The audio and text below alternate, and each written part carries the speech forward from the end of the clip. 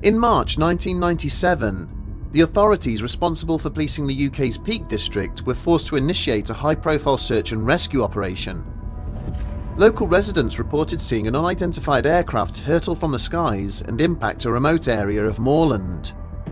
No survivors or wreckage pertaining to this incident have ever been officially recovered, despite numerous witnesses having observed it taking place.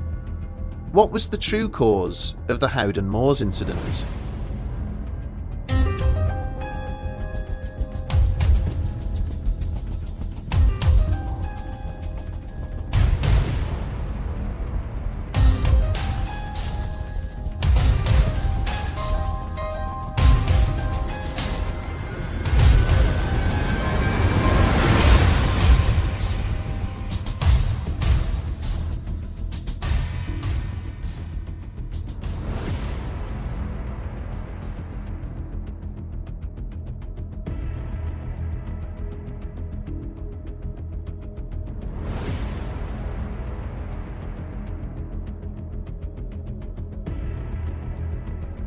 In previous episodes, we have discussed the uneasy relationship between the Royal Air Force and the phenomenon of UFOs.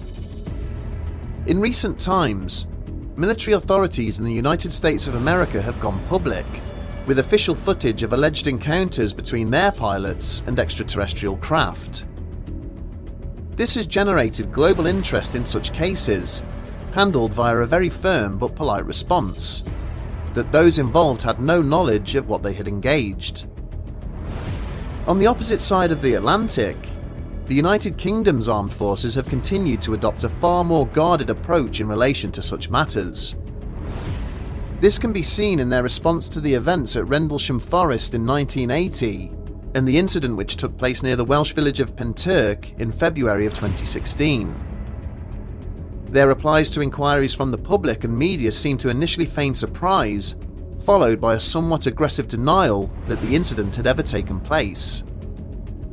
And yet, witnesses to purported UFO incidents in the United Kingdom have time and again observed military aircraft and personnel actively involved, conducting ground searches and restricting public access to the scene. This would certainly prove to be the case in the aftermath of a sequence of events which began to unfold on Monday the 24th of March, 1997. It all started in the control room of Ecclesfield Police Station in Sheffield, just after the radio operators working the night shift had settled down at their stations. At approximately 10 PM, a call was received from an 81-year-old resident wishing to advise the police of a strange incident she had just witnessed. The caller in question explained how she resided in a rural property in Stannington, a small village which was located on the outskirts of Sheffield.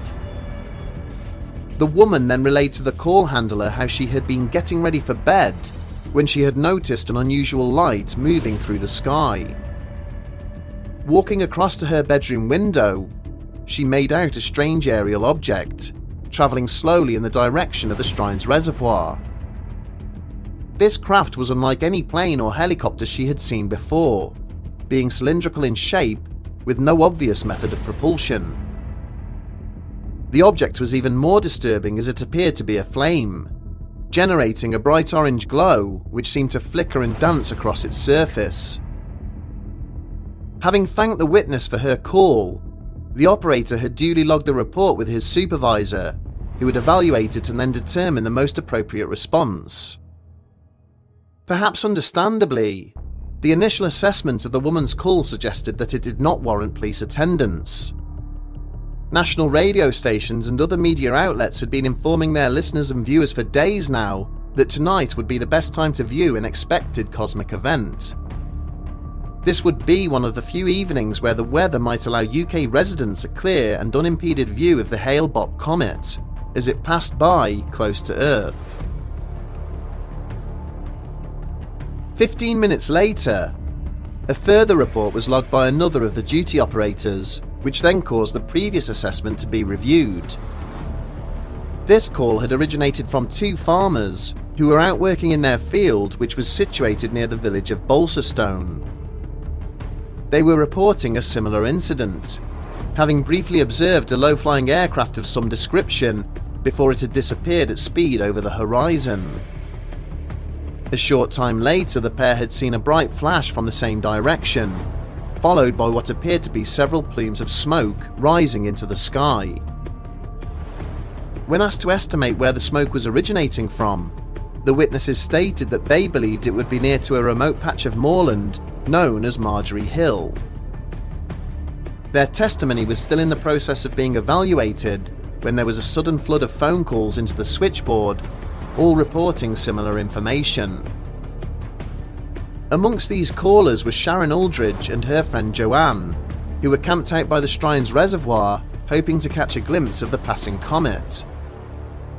It had been a freezing cold night, the sky completely cloudless, when the pair had suddenly been disturbed by an unexpected and loud buzzing noise. Craning their heads this way and that, they were unable to locate the source of this sound, until a large black object had suddenly hurtled through the sky directly above them. This object was descending rapidly and moving at such speed that they were unable to make out any details which might have identified it as an aircraft. The sound it made was unlike anything either woman had ever heard, not resembling a plane engine or the rotors of a helicopter in any way. The speed at which the object was falling prompted the pair to abandon their viewpoint and drive to the nearest public phone to report what they believed to be a plane crash.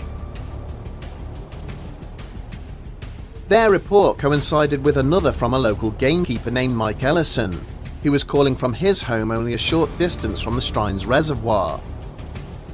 Ellison had been sat watching television with his wife when their relative peace had been shattered by what sounded like a massive explosion outside. Hurrying to his front door, Ellison had scanned the skies around his cottage for any sign of what might have caused the thunderous commotion, but could see nothing. Just then, he became aware of a bright orange glow on the horizon, emanating from a point several miles away in the vicinity of Hope Valley. Ellison described this light as being consistent and steady in nature, very different to the strobing or transient effects he would have recognized as passing vehicles or aircraft. He and his wife were shortly joined by a neighbour who had been disturbed by the same noise, and was also observing the mysterious glow on the horizon. All three were convinced that what they were witnessing was the aftermath of a significant air crash, with something having impacted the ground a short distance from their homes. Assessing the volume and similarity of the phone calls she was receiving, this hypothesis was shared by the police duty incident manager, Chief Inspector Christine Burberry. By 11 PM that evening, Burberry had initiated South Yorkshire Police's formal response in the event of a plane crash within the boundaries of their jurisdiction. Over the next 15 hours, more than 200 personnel from a variety of emergency services and charities would be involved in the search for the downed aircraft. On the ground, police and mountain rescue teams divided themselves up into groups and began to make their way out onto the moors, along their agreed search corridors. Behind them, fire brigade personnel and ambulance staff formed up at their designated rally points and prepared to follow in the event that casualties or wreckage were located. Alongside this, queries were raised with local airfields, including the control tower at Manchester Airport, asking for any details regarding the missing plane and who might be aboard. But these inquiries would prove as futile as the physical searches, and with nothing having been found by 2 PM the following day, the operation was reluctantly wound down. Any hopes that some degree of clarification might be forthcoming during the coming days, however, would not be realised. Instead, the only evidence that came to light over this period would prove to be as perplexing as the initial incident itself. The extent to which RAF personnel were involved in the Howden Moors search operation continues to remain a subject of debate. According to official records, which were later obtained via a Freedom of Information request, they provided very limited resources in the search.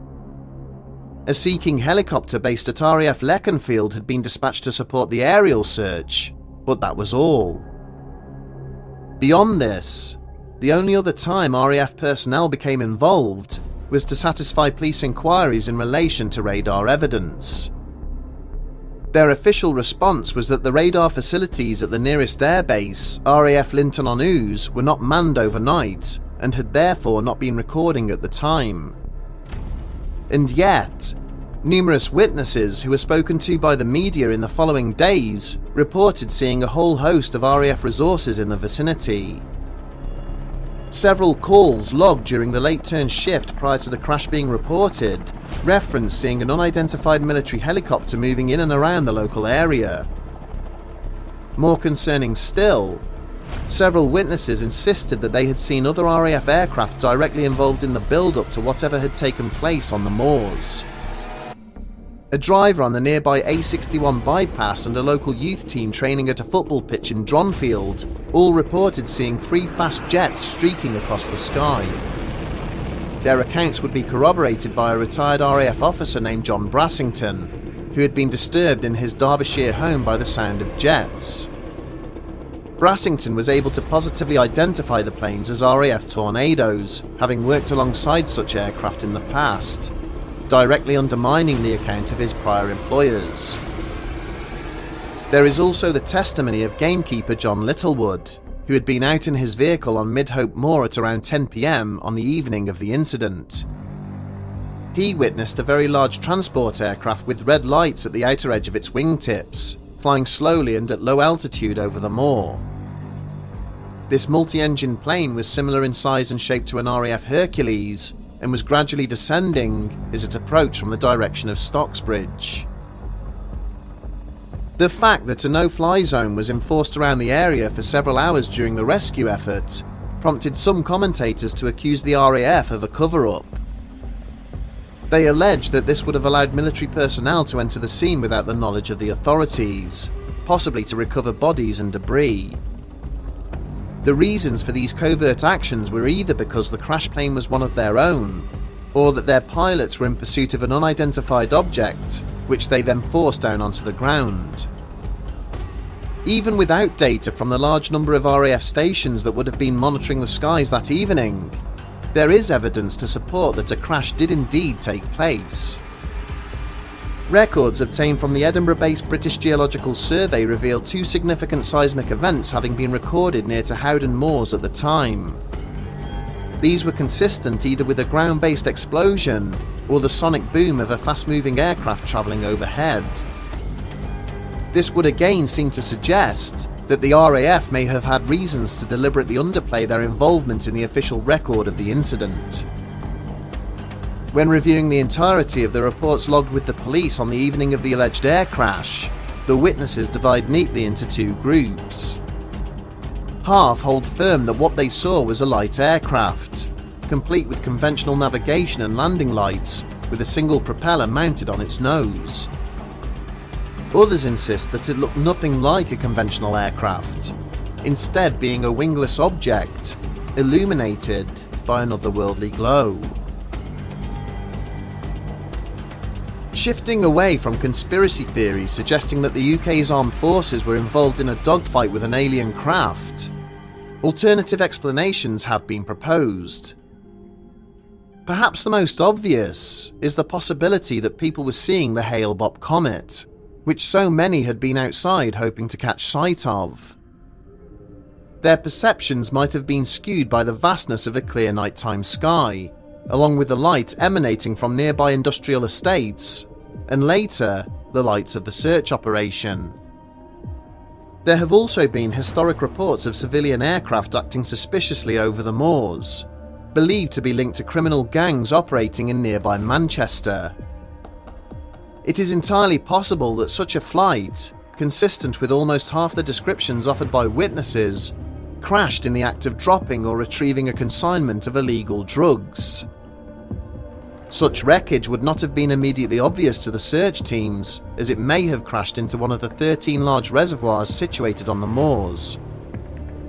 There is also the possibility that this mystery plane had ditched in one of the many patches of bogland which dot the local area. Wreckage and even bodies relating to previous air crashes across the region have been lost in this way, sucked deep into the moor's boggy surface. There are also reports that a male had been detained by police at the time, suffering from what appeared to be severe burns, wandering near the Lady Bower Reservoir. South Yorkshire Police denied allegations that this may have been an injured tornado pilot or a drugs runner who had survived a crash. Apparently, a man had driven to the moor, doused himself in petrol in a failed suicide attempt, and subsequently sought medical attention from the authorities. Viewing all the evidence in its entirety, one can't deny how compelling the arguments are that some sort of air crash took place within the Peak District during March of 1997. Whilst there is little doubt that the local authorities have been transparent in their involvement, questions linger over the RAF and their official version of events. It's possible that evidence may still be lying somewhere out in the solitude of the region, waiting to be found, and that such material could finally clear up the debate that still rages over what took place one cold and lonely night in the skies above Howden Moors.